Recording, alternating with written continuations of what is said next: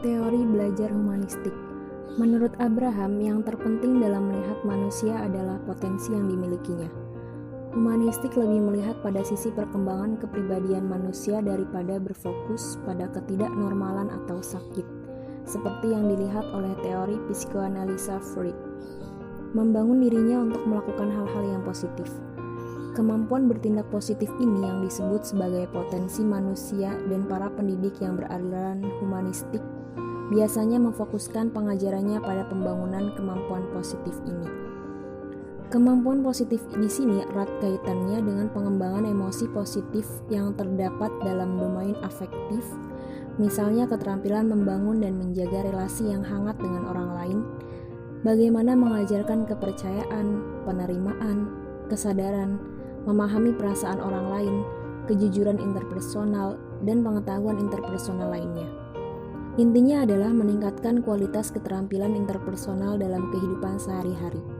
Selain menitik beratkan pada hubungan interpersonal, para pendidikan yang beraliran humanistik juga mencoba untuk membuat pembelajaran yang membantu anak didik untuk meningkatkan kemampuan dalam membuat, berimajinasi, mempunyai pengalaman, berintuisi, merasakan, dan berfantasi.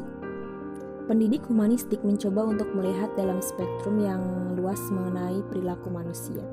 Melihat hal-hal yang diusahakan oleh para pendidik humanistik, tampak bahwa pendekatan ini mengedepankan pentingnya emosi dalam dunia pendidikan. Berbeda dengan behaviorisme yang melihat motivasi manusia sebagai suatu usaha untuk memenuhi kebutuhan fisiologis manusia, atau dengan Freudian yang melihat motivasi sebagai berbagai macam kebutuhan seksual. Humanistik melihat perilaku manusia sebagai campuran antara motivasi yang lebih rendah atau lebih tinggi. Hal ini memunculkan salah satu ciri utama pendekatan humanistik, yaitu bahwa yang dilihat adalah perilaku manusia, bukan spesies lain. Secara singkatnya, pendekatan humanistik dalam pendidikan menekankan pada perkembangan positif. Pendekatan yang berfokus pada potensi manusia untuk mencari dan menemukan kemampuan yang mereka punya dan mengembangkan kemampuan tersebut.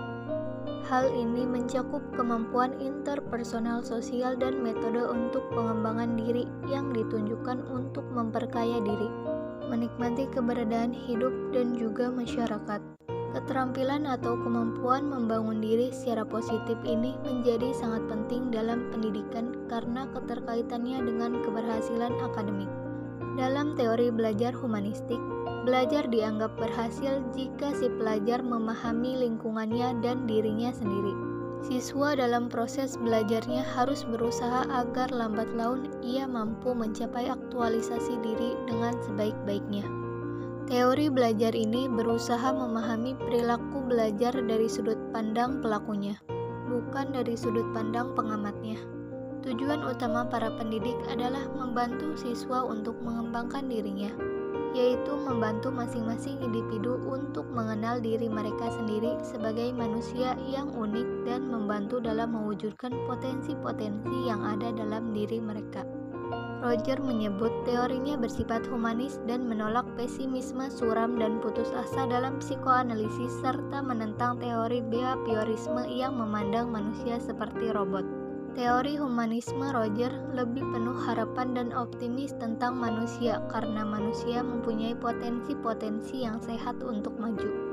Dasar teori ini sesuai dengan pengertian humanisme pada umumnya, di mana humanisme adalah doktrin, sikap, dan cara hidup yang menempatkan nilai-nilai manusia sebagai pusat dan menekankan pada kehormatan, harga diri, dan kapasitas untuk merealisasikan diri untuk maksud tertentu.